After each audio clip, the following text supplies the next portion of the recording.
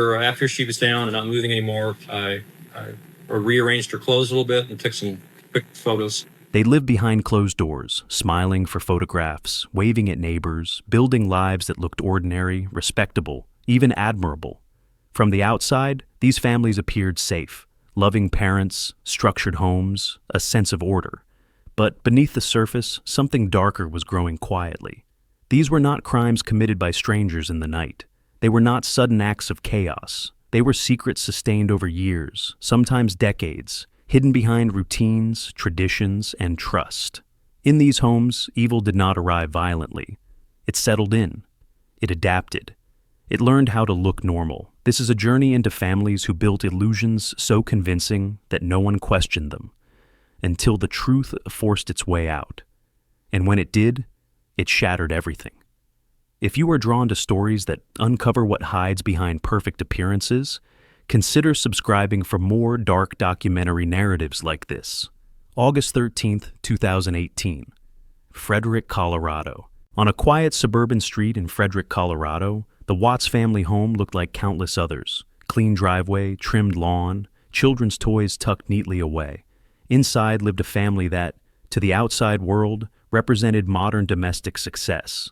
A husband with a stable job, a wife active on social media, promoting positivity and wellness. 2 young daughters, often photographed smiling in matching outfits. Another child on the way. Nothing about the house suggested that the family inside it was already gone. Chris Watts was known as quiet, reserved, dependable. Friends described him as calm, almost passive. He worked as an operator for an oil company, trusted with responsibility and routine. He did not stand out. And that was part of the illusion. Chris learned how to disappear into normalcy, how to be seen without being known. Shanann Watts, his wife, was the opposite. She documented her life openly. Her social media pages were filled with videos about family, motivation, and health. She spoke often about love, gratitude, and perseverance. To viewers, her life looked full. To those closest to her, however, cracks had begun to show. By the summer of 2018, the marriage was failing quietly. Financial pressure weighed heavily on the household. Credit card debt had accumulated. The image of success was expensive to maintain. At the same time, Chris had begun an affair with a coworker. To her, he presented himself as a man trapped in an unhappy marriage, ready for a new beginning. He did not describe himself as a husband or a father. He described himself as someone waiting to be free. Shanann was 15 weeks pregnant. She sensed distance growing between them. Text messages to friends revealed concern and confusion. When she traveled out of state for work in early August, communication from Chris became cold and minimal. Still, she believed the marriage could be saved. She returned home late on the night of August 12th, mom exhausted but hopeful. She was never seen alive again. The following morning, Shanann failed to respond to messages. Her close friend grew alarmed and contacted local police, requesting a welfare check. Officers arrived at the Watts home within hours. Chris answered the door calmly. He invited them inside. He appeared cooperative, confused, concerned. He told them his wife had taken the children on a play date. He said he did not know where they were. Everything looked untouched. Shanann's purse was still inside. Her phone lay abandoned. Her car remained in the garage. The story did not fit the scene. Later that day, Chris stood outside his home and spoke to the media. Cameras captured him, pleading for his family's safe return. His voice wavered. His hands moved nervously. To many viewers, he looked like a man in shock. To investigators, something felt wrong. His words lacked urgency. His expressions failed to align with the situation. Then came the evidence he could not control. A neighbor's security camera showed Chris backing his work truck into the driveway early that morning, something he had never done before. The footage captured him, loading items into the vehicle for several minutes. There were no visible signs of Shanann or the children leaving on their own. When questioned again, Chris agreed to a polygraph test. He failed. Confronted with the results, his story shifted. He claimed that Shanann had harmed their daughters and that he had reacted in anger. The confession was brief and false. Investigators did not accept it. The truth emerged slowly, and then all at once.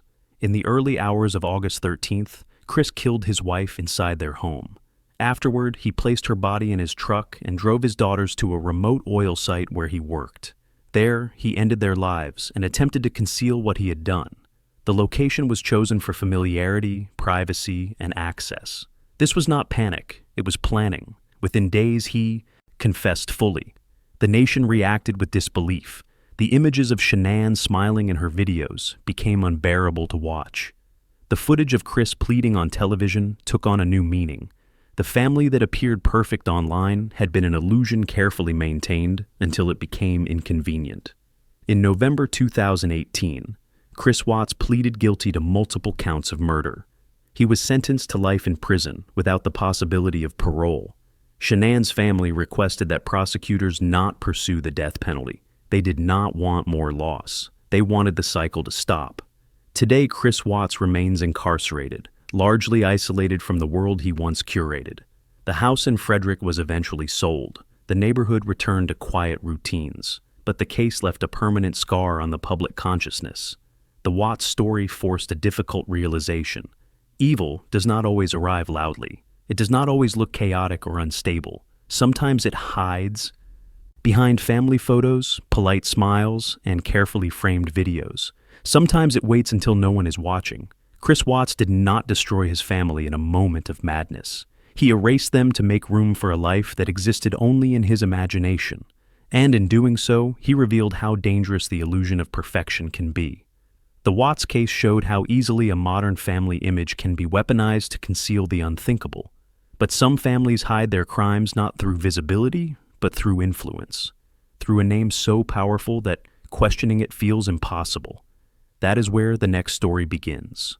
June 7th, 2021, Moselle Estate, Colleton County, South Carolina. For more than a century, the Murdaugh name carried weight in South Carolina's Low Country.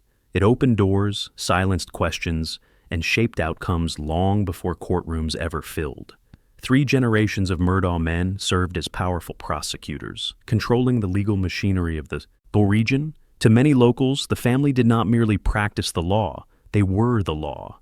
Alex Murdaugh was born into that legacy. From childhood, he was surrounded by privilege, expectation, and protection. His future was mapped out long before he chose it.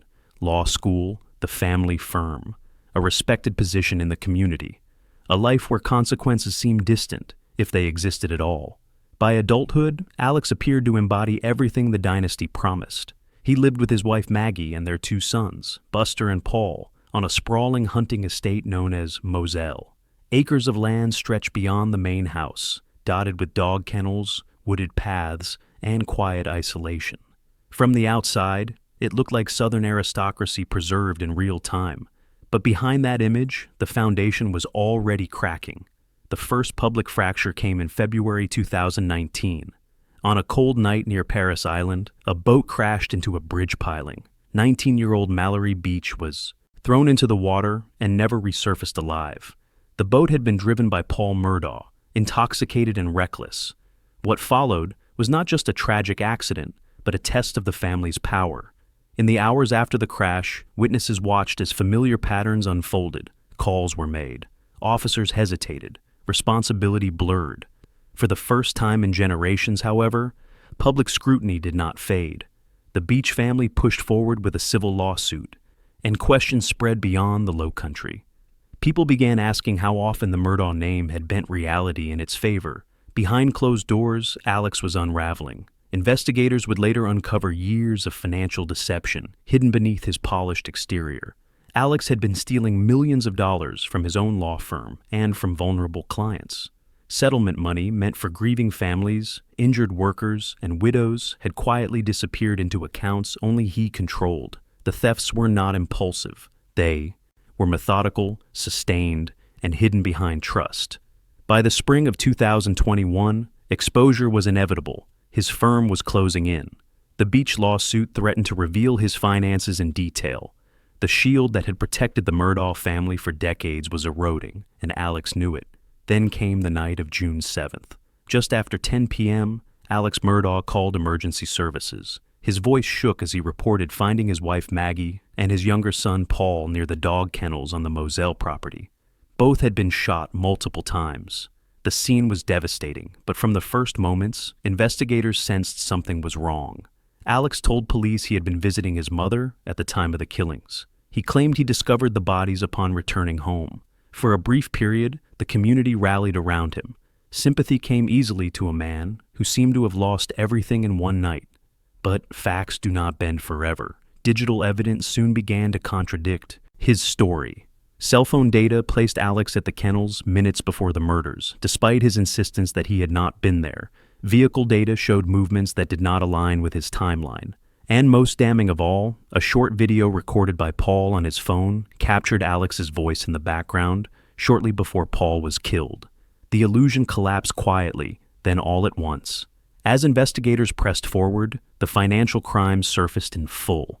Alex was confronted not just as a grieving husband, but as a man cornered by his own deception. Prosecutors would later argue that the murders were not acts of rage, but acts of calculation. That Alex believed killing his wife and son would delay scrutiny, generate sympathy, and buy him time to escape accountability. In court, Alex admitted to stealing millions of dollars. He confessed to addiction, to years of lies, to betraying those who trusted him. But he denied pulling the trigger. His defense portrayed him as a broken man overwhelmed by circumstances, suggesting unknown attackers were responsible. The jury did not accept that version of events. In March 2023, after a trial that held national attention, Alex Murdaugh was found guilty of murdering Maggie and Paul. He was sentenced to 2 consecutive life terms without the possibility of parole. The judge described his actions as a breathtaking display of deception, carried out by someone who believed his name placed him above consequence. Even after conviction, the story did not end. In the years that followed, Alex pleaded guilty to dozens of additional charges related to fraud, theft, and money laundering. Each admission stripped another layer from the image of the powerful Southern lawyer. What remained was not a dynasty, but a cautionary tale. The Murdaugh legacy, once untouchable, now stands as a symbol of collapse. A family that shaped justice for generations ultimately destroyed itself from within. Not through enemies or rivals, but through greed, entitlement, and the belief that rules existed for everyone else. Alex Murdaugh did not just kill members of his family, he dismantled a century of influence in a single, irreversible fall. He proved that even the most entrenched power structures can rot quietly, long before they finally give way. The Murdaugh case exposed how authority and reputation can hide corruption in plain sight. But some family crimes are not protected by power or wealth. Some are sustained by something far more fragile and far more terrifying. A lie so complete that an entire life is built around it until the truth itself becomes a threat. January 9th, 1993, Prevey-Saint-Mouan, France. For nearly 2 decades, Jean-Claude Roman lived a life that did not exist. To his family, friends, and neighbors, he was a respected medical doctor working for the World Health Organization in Geneva. He wore the clothes, he spoke the language. He left home every morning with purpose and returned each evening with stories of meetings, research, and international responsibility. No one ever asked to see his office. Roman's deception began quietly in the mid-1970s. As a student, he enrolled in medical school but failed an important examination during his second year. Faced with humiliation, he chose avoidance over truth. He told no one. Instead, he pretended to continue his studies, then pretended to graduate, then pretended to begin a career that never materialized. Each lie required another to survive. By the time he married Florence, Roman had fully committed to the fiction. He claimed to work at the World Health Organization, commuting daily across the French-Swiss border. In reality, he spent his days driving aimlessly, sitting in cafes, reading medical journals, and walking alone in the countryside. His routine was disciplined, convincing, and entirely hollow. Money became the structure that held the illusion together. Roman convinced friends and family to invest in what he described as secure Swiss accounts connected to his professional position. They trusted him. He used their money to fund his lifestyle, pay bills, and maintain appearances. For 18 years, the lie endured, supported by silence and faith. At home, he was a devoted husband and father. He and Florence had 2 children, Antoine and Caroline. Their life appeared stable, comfortable, and unremarkable. That normalcy was Roman's greatest defense. Nothing about him suggested deception on such a scale, but lies decay. By the early 1990s, questions began to surface. A business associate asked for proof of an investment. Florence noticed inconsistencies. Friends wondered why they had never met his colleagues. The money was running out. Exposure was no longer theoretical. It was imminent. Roman saw no path forward. On the morning of January 9th, 1993, he acted with calculated calm. Inside the family home, he killed Florence as she slept. He then moved to his children's bedrooms. Antoine was 10, Caroline was 7. Both were asleep. By mid-morning, the family no longer existed. Roman did not stop there. He drove to his parents' home nearby and killed them as well. The people who had trusted him most, who had financed his illusion, were eliminated in silence. Afterward, he returned to his own house and attempted to destroy the evidence of his life. He scattered pills, poured fuel, and set the home on fire. His intention was to die with the lie intact. He survived. Firefighters pulled him from the burning house unconscious but alive. At first, he claimed the tragedy was a result of despair, but investigators quickly uncovered the truth. There was no medical degree, no job, no affiliation with the World Health Organization. 18 years of daily routine had been an elaborate performance sustained by theft and fear. The French public struggled to comprehend the scale of the deception. Roman was not impulsive. He was not chaotic. He was meticulous. Psychiatrists later described him as someone who had lost the ability to distinguish reality from the persona he created. The lie had become his identity. During his trial in 1996, Roman did not deny the acts. He explained them. He claimed he loved his family too much to let them witness his exposure. He framed the murders as protection rather than destruction. The court rejected that logic. He was convicted of multiple counts of murder and sentenced to life imprisonment with a minimum term. For years, he remained incarcerated, largely withdrawn, studying religion and psychology, attempting to understand himself. In 2019, after decades behind bars, he was quietly released under strict supervision. Jean-Claude Roman's story unsettled France, not because of brutality, but because of proximity. He was not a criminal hiding from society. He was integrated into it. He demonstrated how easily trust can be manipulated when no one expects betrayal. He did not kill out of anger or passion. He killed to preserve a fiction. Roman's crimes were sustained by imagination and silence. But some family secrets endure not through lies alone, but through absolute control. Control so complete that an entire life can be hidden beneath a single roof, unseen for decades. August 28, 1984, Amstetten, Lower Austria. To neighbors in the quiet Austrian town of Amstetten, Josef Fritzl appeared ordinary. He was a retired engineer, a strict father, a man who valued routine and privacy. His house sat on a calm residential street lined with gardens and trimmed hedges. Nothing about it suggested danger. Nothing suggested that beneath its concrete foundation, an entire life was being erased in silence. Fritzl believed deeply in control. He controlled schedules, conversations, and access. Those around him learned not to challenge him. That authority was most absolute inside his home, where obedience was expected and questions were discouraged. It was a structure that looked traditional on the surface, but it concealed something far darker. Years earlier, Fritzl had begun constructing a hidden space beneath his house. He told his family it was a protective shelter, a precaution against uncertain futures. Brick by brick, he built a sealed underground area, accessible only through concealed doors. It was soundproofed, reinforced, designed not for safety, but for confinement. On August 28, 1984, that space became a prison. Fritzl lured his 18-year-old daughter Elizabeth into the basement under the pretense of help. Once inside, he locked the door behind her. From that moment forward, the world she knew disappeared. No windows, no sunlight, no contact with anyone except the man who controlled her captivity. Above ground, life continued as normal. Fritzl reported Elizabeth missing, claiming she had run away to join a cult. Weeks later, letters arrived, allegedly written by her, saying she was safe and did not wish to be found. They were convincing. They were also false. Each one was dictated, controlled, and used to reinforce the lie. Below the house, time stopped. Years passed. The cellar expanded into a maze of small rooms. Fritzl brought food and supplies. He maintained the space with careful precision. Elizabeth was kept alive, but isolated. Over the decades, she gave birth to children who would know nothing beyond the walls that surrounded them. 3 of those children lived their entire early lives underground, never seeing the sky. Others were taken upstairs. Fritzl presented newborns to his wife, Rosemarie, claiming they had been left at the doorstep by Elizabeth, who he said was unable to care for them. He forged letters to support the story. His wife, like authorities and social services, accepted his explanations.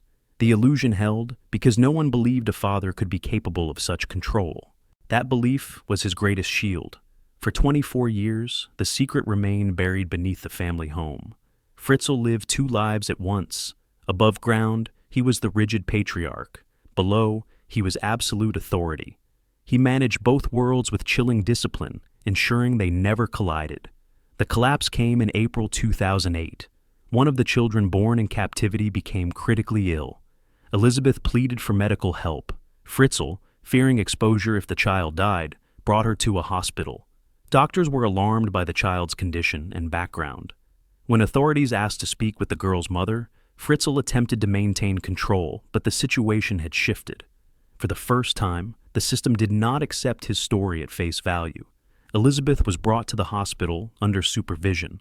When doctors spoke to her privately, the truth emerged in a single sentence that ended decades of silence. Her father had imprisoned her. Everything unraveled from there. Police searched the Fritzl home and discovered the concealed entrance. They descended into the underground space and found evidence of a life hidden in darkness. Personal belongings, children's drawings, proof not of chaos, but of long-term, deliberate captivity. Fritzl confessed quickly. He did not deny what he had done. He framed it as control rather than cruelty, claiming he had created a separate family underground.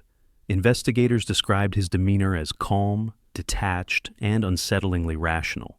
In 2009, Josef Fritzl was convicted of multiple crimes, including murder by neglect, enslavement, and abuse. He was sentenced to life imprisonment in a secure psychiatric facility.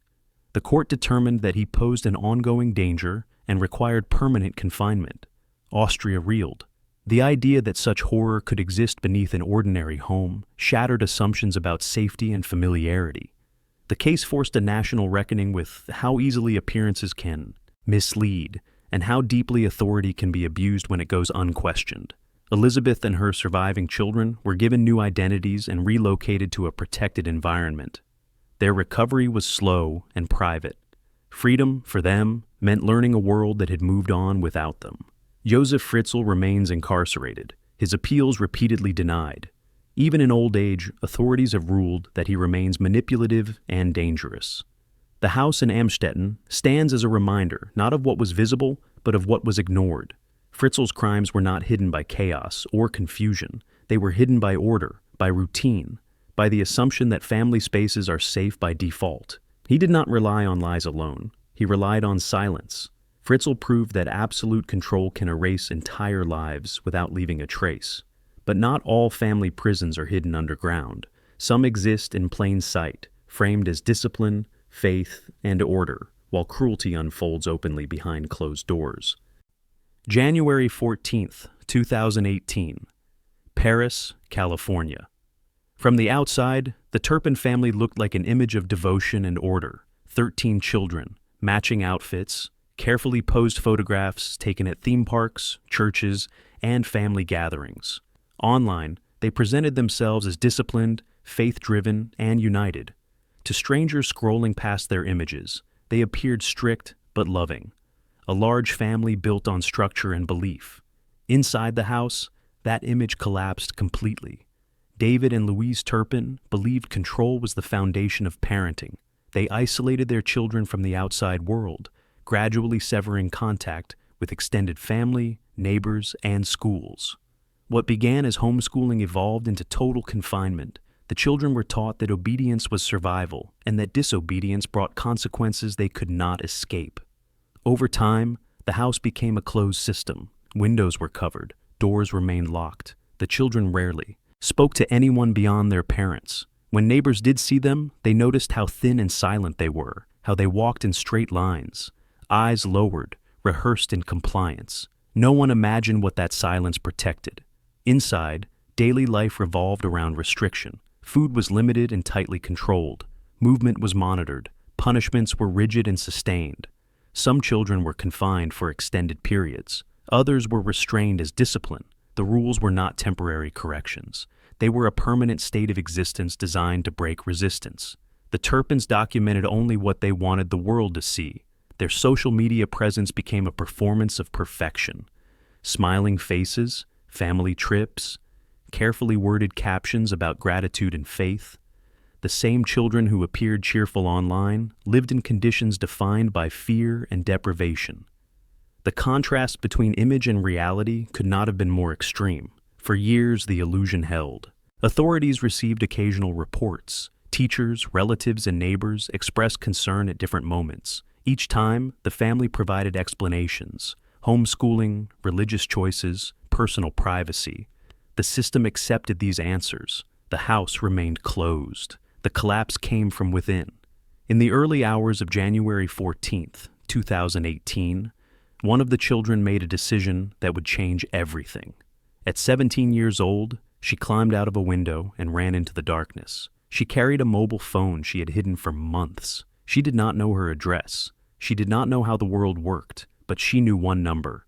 Emergency services answered. When officers arrived, they struggled to understand what they were seeing. Inside the home, children ranging in age from toddlers to adults were found in severe distress. Many were malnourished. Some were restrained. None understood basic concepts that others take for granted. The house itself was in disarray, contradicting every image the family had ever shared publicly. David and Louise Turpin were arrested that day. The investigation revealed years of sustained abuse, neglect, and isolation. The children had been denied education, medical care, and freedom of movement. What appeared as discipline was revealed as systematic control. What appeared as faith was revealed as justification. In court, the scale of the harm became undeniable. In February 2019, both parents pleaded guilty to multiple charges related to abuse and confinement. They were sentenced to life in prison with the possibility of parole after 25 years. The judge described the case as one of the most severe examples of prolonged family abuse the court had ever seen. The public reaction was immediate and intense. Images of the family were re-examined.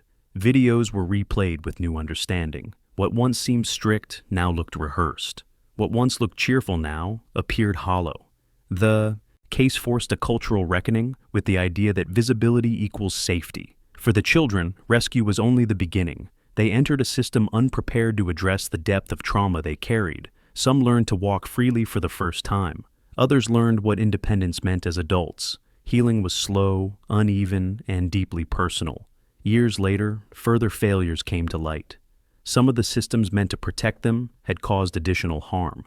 Investigations followed. Public apologies were issued, but the damage could not be undone. Despite everything, several of the siblings began building independent lives: education, employment, advocacy, small steps toward autonomy that once seemed impossible. Their resilience became the final contradiction to the narrative imposed on them for so long. The Turpin case remains a defining example of how cruelty can hide behind curated normalcy, how control can masquerade as care, and how systems built on trust can fail when they confuse appearance with truth. Their parents built a prison and called it a home. The Turpin family showed how discipline and belief can be twisted into tools of confinement. But some families hide their crimes not through isolation, but through public visibility, reputation, and performance. When attention becomes armor, the damage can spread far beyond the home. May 5th, 2009, Columbia, Illinois. Chris Coleman built his identity around trust. He was a husband, a father, and a man whose career revolved around protection.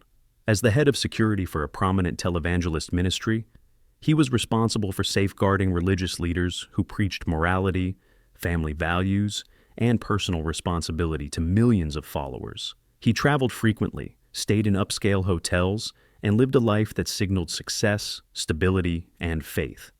To the outside world, he embodied everything his environment celebrated. Chris and his wife Sherry met as teenagers and married young. Their relationship was deeply rooted in church culture. Faith was not just a belief system for them, it was the framework of their daily life. Together, they had 2 sons, Gavin and Garrett, both still children when the family settled into a quiet neighborhood in Columbia, Illinois. Their home was tidy, their routine was predictable, church attendance was consistent. Photographs from that period show a family that looked complete, but the appearance of stability hid growing distance. Chris's job required long absences, travel blurred boundaries. Over time, he began an affair with a woman he met during his work trips. In private messages, he spoke about feeling trapped and wanting a new life. He promised marriage. He promised freedom. At the same time, he continued to present himself publicly as a devoted husband and father. The two realities could not coexist indefinitely. For Chris, the idea of divorce felt catastrophic. He believed it would cost him his career, his reputation, and the status that came with being associated with a powerful religious organization. He feared public exposure far more than private destruction. In his mind, honesty was not an option. Control was. That is when the threats began. In the months leading up to May 5, 2009, Chris reported receiving disturbing emails. The messages were aggressive and alarming, warning that his work had made him an enemy. Some directly threatened his family. He shared them with colleagues and supervisors, creating a narrative that danger was approaching from the outside. Law enforcement was notified. The messages were taken seriously. But the threats were not random. Investigators would later determine that the language, structure, and phrasing of the emails matched Chris's own writing patterns. The danger he warned about was something he had invented. He was constructing an explanation in advance. On the morning of May 5th, Chris called emergency services shortly after dawn. His voice sounded strained as he told dispatchers he could not reach his wife or children. Officers arrived at the home within minutes. When they entered, they found Sherry and the two boys dead in their beds. The scene was staged to suggest an ideological attack. Messages had been written on the walls. The house itself showed no signs of forced entry. The narrative Chris had prepared was already collapsing. Investigators immediately noticed inconsistencies in his account. Surveillance footage showed movements that did not match his timeline. Phone records contradicted his statements. The threatening messages, when examined closely, pointed inward rather than outward. The illusion of an external enemy could not withstand scrutiny. As the investigation progressed, Chris's private life surfaced. Text messages revealed the affair and his plans for a future unburdened by family. He had booked trips. He had discussed timelines. The contrast between his public persona and his private intentions was stark. Prosecutors would later argue that he saw his family not as people, but as obstacles to an image he was desperate to preserve. The crime itself was not impulsive. It was carried out quietly, deliberately, and with the intention of controlling the narrative afterward. Chris believed that by framing the deaths as the result of an outside threat, he could maintain sympathy, avoid suspicion, and continue his life unchanged. He underestimated the evidence. He overestimated his ability to manipulate reality. At trial, the prosecution dismantled his story piece by piece. Experts testified about handwriting similarities. Digital analysts presented phone and location data. Witnesses described his behavior before and after the murders. The affair, once hidden, became central to understanding motive. The jury saw not a man overtaken by emotion, but one driven by calculation and fear of exposure. In 2011, Chris Coleman was found guilty on all counts. He was sentenced to life. In prison without the possibility of parole, he showed little visible reaction. The verdict closed the legal case, but it left a lasting impact on those who had trusted him. The ministry he worked for later stated that divorce would not have ended his employment. That revelation added another layer of tragedy. The future he believed he needed to kill for never required such destruction. The collapse was built on assumptions that existed only in his mind. Today, Chris Coleman remains incarcerated. His name is no longer associated with protection or faith. It is remembered as a warning, a reminder that authority and appearance can become weapons when they are used to hide truth rather than confront it. He did not act out of belief. He acted out of fear of losing face. Chris Coleman destroyed his family to preserve an image that was already falling apart, and in doing so, He exposed how dangerous the pursuit of perfection can become when honesty feels more threatening than loss. Coleman's story reveals how reputation can become a prison of its own. But there are families who take that performance even further, turning media attention and public sympathy into tools of manipulation until tragedy itself becomes a spectacle. May 11th, 2012, Derby, England. Mick Philpott loved attention. Long before his name became synonymous with tragedy, he cultivated a public image built on controversy, defiance, and spectacle. He was known across Britain as the father of a massive household, a man with 17 children, multiple partners, and no conventional job. Tabloids labeled him a symbol of excess. Daytime television invited him on as a curiosity, and Mick embraced it completely. To him, visibility was power. Philpott lived in a government-provided home in Derby with his wife Murdaugh and several of their children. For years, his household had also included a second partner, Lisa Willis, and the children he had with her. Mick presented the arrangement as unconventional but functional. He spoke openly about it, often boastfully, portraying himself as the dominant figure holding a chaotic family together. Behind the cameras, control defined everything. Mick's history was marked by violence and intimidation. Long before the fire that would kill his children, he had assaulted previous partners and used threats to maintain dominance. His relationships were not partnerships. They were hierarchies. Obedience was expected. Resistance was punished. Lisa Willis eventually broke away. After years of emotional and physical abuse, she left the household in early 2012, taking her children with her. For Mick, this was not merely abandonment. It was humiliation. He could not tolerate losing control, especially in a way that challenged the image he had built publicly. The separation triggered a need to reclaim power at any cost. He began planning. Mick devised a scheme that relied on spectacle and sympathy. The plan was to start a fire in the house while the children were inside, then raise the alarm and rescue them, presenting himself as a heroic father. Lisa would be blamed for the attempt, discredited, and forced back under his influence. The idea was reckless, rooted in ego rather than logic. He enlisted help. Murdaugh, his wife, and a family friend became part of the plan. Whether through fear, manipulation, or belief, they followed his lead. Petrol was purchased. Details were discussed. Mick remained convinced that he could control the outcome, as he always had. In the early hours of May 11th, 2012, the plan collapsed. A fire broke out inside the home, spreading rapidly through the narrow hallways and staircases. 6 children were asleep inside. Smoke filled the house within moments. Neighbors woke to screams. Emergency services were called. Mick and Murdaugh ran into the street, shouting that the children were trapped. Firefighters arrived quickly, but the blaze had advanced too far. All, yet 6 children died from the smoke inhalation. The scene drew national attention. News cameras captured Mick sobbing outside the house, collapsing to the ground, clutching his head. Donations poured in. Public sympathy surged. For a brief moment, the narrative he wanted seemed to take hold. But investigators were not convinced. Fire experts quickly determined that the blaze had been started deliberately using an accelerant near the front of the house. There were no signs of forced entry. The pattern of the fire did not match an external attack. Witness statements raised further questions. Mick's account changed repeatedly. His behavior appeared rehearsed. Evidence began to surface. Surveillance footage showed Mick and Murdaugh purchasing petrol the day before the fire. Forensic analysis linked the accelerant to clothing found in the home. Text messages and witness testimony revealed his obsession with regaining control over Lisa.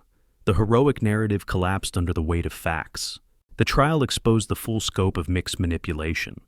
Prosecutors described him as a man driven by ego, entitlement, and a need for dominance. They showed how he had treated his children not as individuals, but as instruments within his personal drama. The court heard how the fire was never about rescue. It was about attention and control. Murdaugh eventually admitted her role, describing how fear and psychological pressure shaped her decisions. The friend involved confirmed Mick's central role in planning the fire. The idea that this was an accident was abandoned completely. In April 2013, Mick Philpott was convicted of manslaughter. He was sentenced to life imprisonment with a minimum term. The judge described his actions as selfish, cruel, and rooted in an extraordinary level of self-obsession. The deaths of the children, the court concluded, were the result of a deliberate gamble made by a man who believed himself untouchable. Public reaction shifted from sympathy to outrage. The same media attention Mick had once sought now turned against him. His story became a cautionary tale about notoriety, exploitation, and the dangers of rewarding spectacle. The image of the grieving father was replaced by that of a manipulator who had sacrificed his own children to preserve control. Mick Philpott remains incarcerated.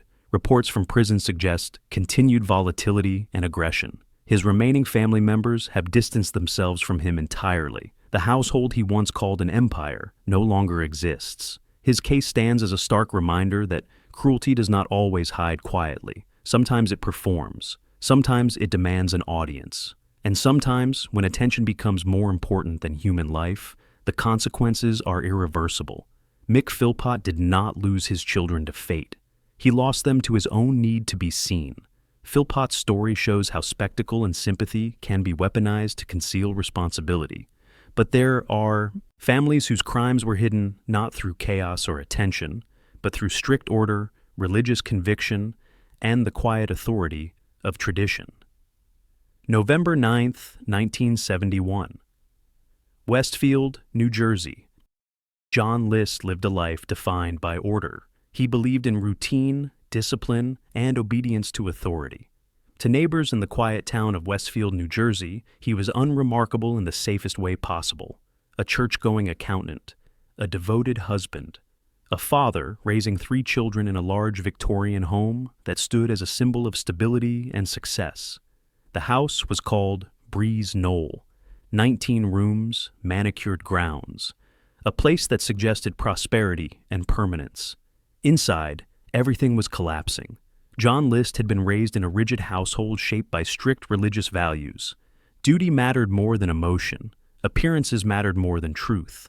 As an adult, he carried those beliefs into every aspect of his life.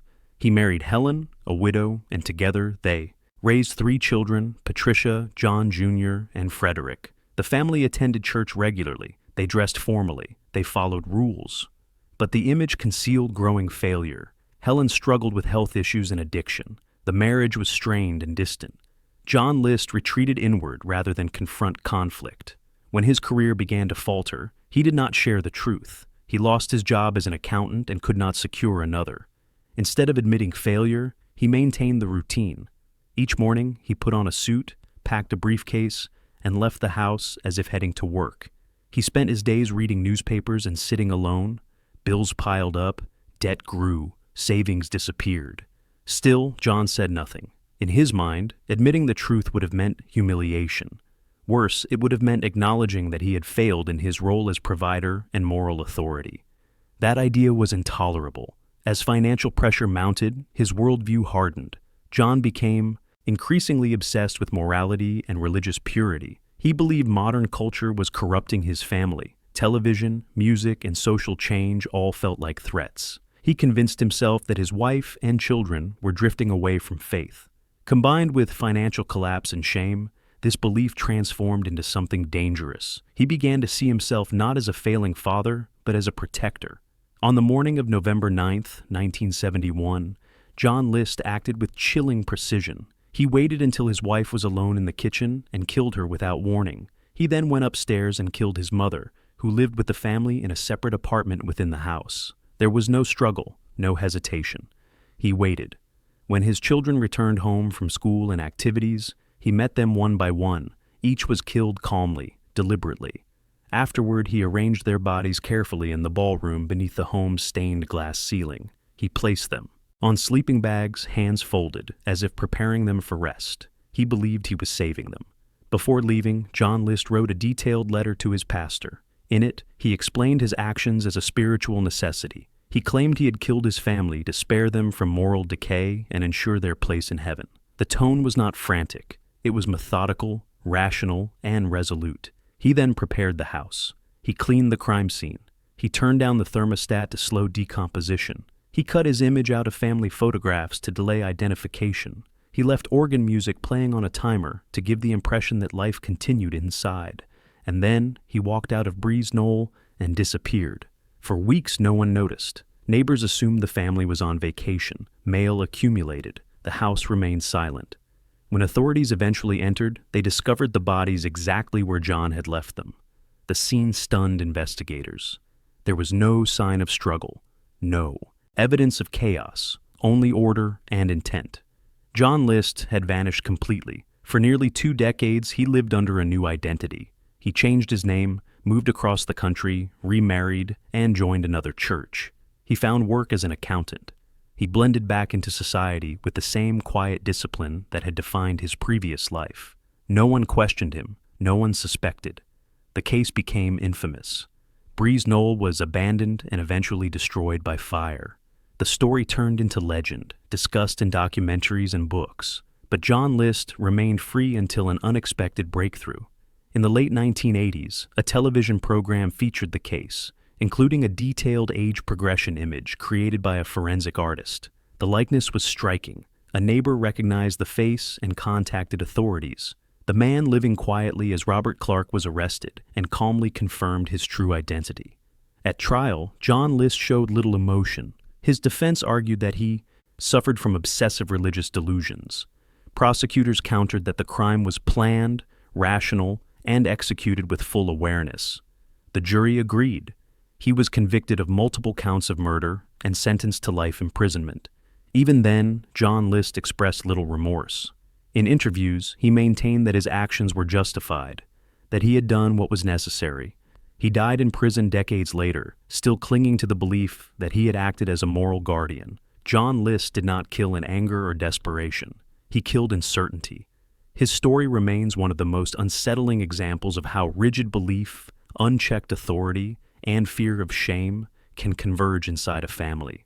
Breeze Knoll was not a house of madness. It was a house of silence, and silence, when left unchallenged, can be lethal. John List believed order and faith gave him the right to decide who should live. But some families hide their crimes not through tradition or belief, but by living 2 lives at once, appearing ordinary while something far more violent operates beneath the surface. January 15th, 1974. Wichita, Kansas. Dennis Rader lived inside routines. He believed structure was proof of virtue. Order was not just a preference, it was a moral statement. To neighbors in Wichita, Kansas, he was dependable and predictable, a husband, a father, a church council president, a Boy Scout leader.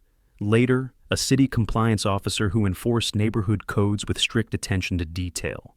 Nothing about him suggested danger. Rader married, raised 2 children, attended church regularly, and filled his home with the symbols of ordinary domestic life. Family photographs lined the walls. Scripture was read aloud. Meals were shared.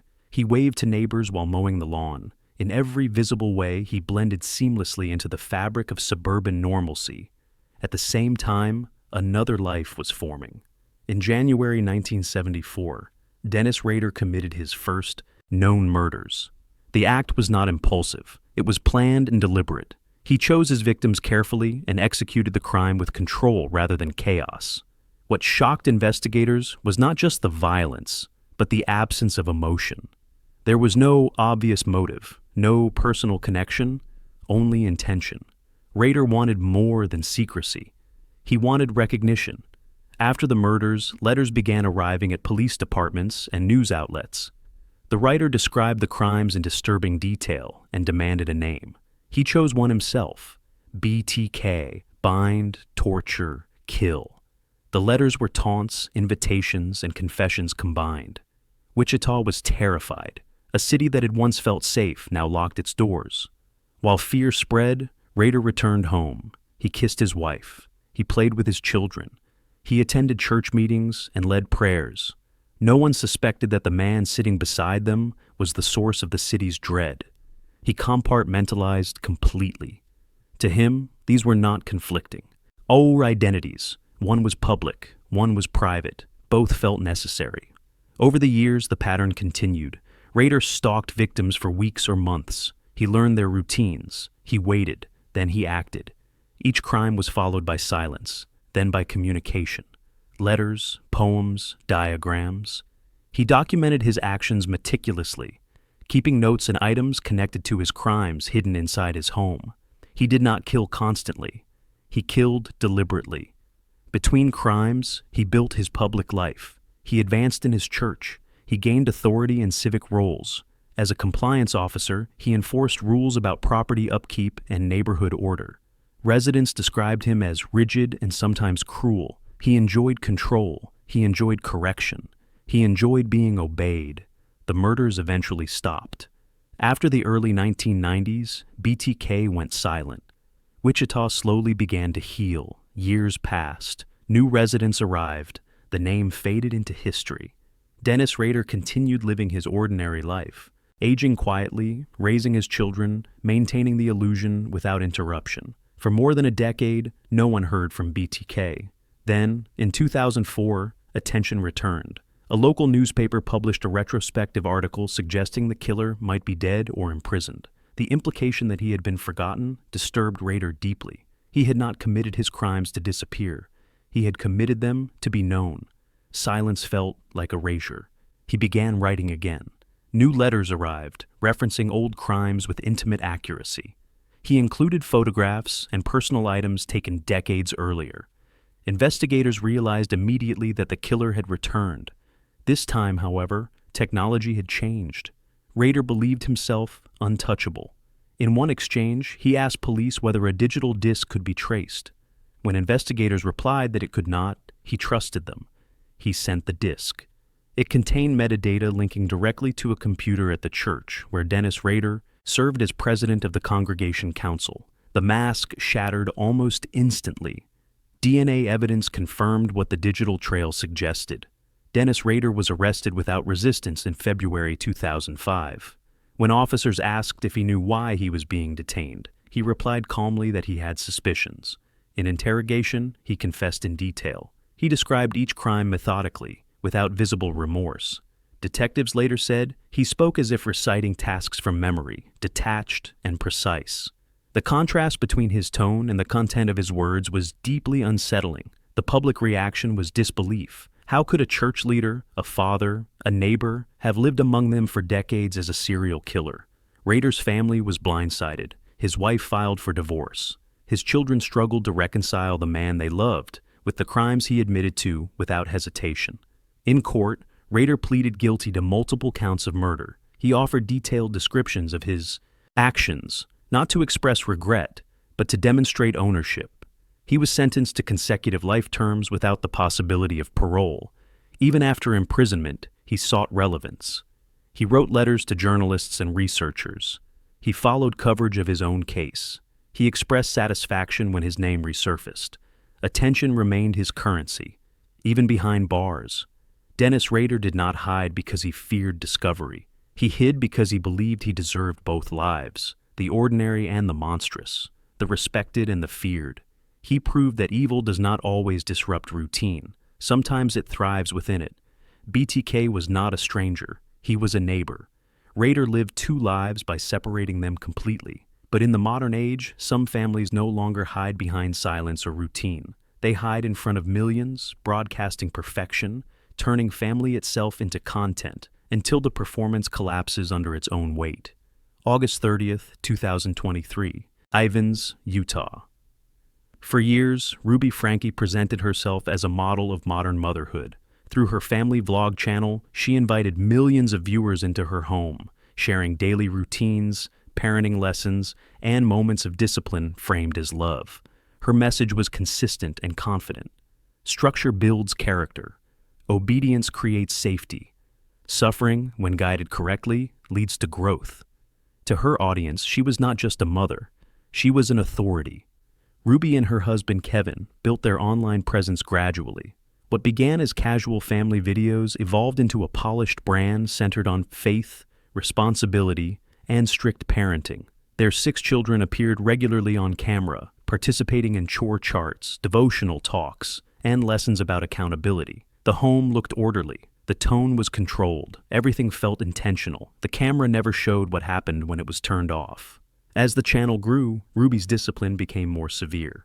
Viewers noticed punishments that felt excessive, food withheld as a lesson, isolation framed as correction. children humiliated publicly for mistakes. Critics raised concerns, supporters defended her. Ruby responded by doubling down, insisting that discomfort was necessary for moral development. Control was no longer a tool, it was the goal. By 2021, Kevin Franke had moved out of the family home. Ruby's influence, instead of softening, intensified. Around this time, she formed a close partnership with Jody Hildebrandt, a self-styled counselor who promoted extreme accountability therapy. Jody taught that children's misbehavior was evidence of deep moral failure. Isolation, confession, and strict correction were presented as healing. Together, they built a closed belief system. Ruby withdrew from her traditional vlogging schedule. Her content shifted from family moments to lectures. She spoke less about joy and more about obedience. Her younger children gradually disappeared from public view. Fans speculated. Some assumed the children had grown older or chosen privacy. No one knew where they were. Behind closed doors, conditions deteriorated rapidly. The home environment became governed by punishment and deprivation. Food was restricted. Movement was monitored. Children were told they were sinful, dangerous, and in need of correction. What Ruby described as discipline crossed into sustained harm. The ideology she followed reframed cruelty as care and control as love. The collapse came unexpectedly. On August 30th, 2023, a neighbor in Ivins, Utah, contacted emergency services after a child appeared at their door. The boy was malnourished and visibly injured. He asked for help. Police responded immediately. What they found stunned even experienced officers. Inside the residence connected to Ruby and Jody, another child was discovered in similar condition. Both children had been subjected to prolonged neglect and restraint. The narrative Ruby had presented online unraveled within hours. She was arrested that same day. As details emerged, the contrast between Ruby's public persona and private actions became undeniable. The same woman who lectured millions about parenting had overseen conditions that placed her children in serious danger. Investigators recovered journals and communications documenting the ideology that guided her actions.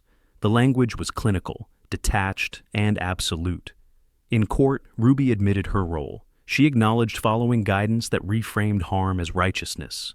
She accepted responsibility for her actions. Her demeanor was subdued. Gone was the confident influencer. In her place stood someone confronted by consequences she could no longer explain away.